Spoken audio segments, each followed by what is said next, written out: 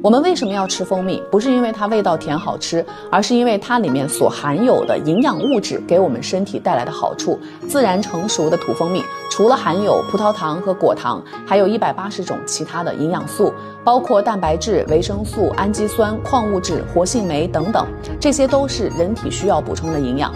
蜂蜜早在古代就被列为上品，它对身体的价值也都是有所记录的。每天喝上一杯，补充能量、清热解乏，还能加快肠道蠕动，帮助你更好消化。如果平时喜欢熬夜、睡不好觉的，或者夏天常吹空调容易受凉、喉咙不舒服的，喝蜂蜜水都有很好的改善效果。当然了，不用多说的就是它对于皮肤的好处。女生要是脸上有些斑斑点点、暗沉发黄的，想要越来越干净漂亮，那喝蜂蜜就是再好不过的那一条营养品了。如果以后还有人跟你说吃蜂蜜就是吃糖没有用，那一定要把这个视频转发给他。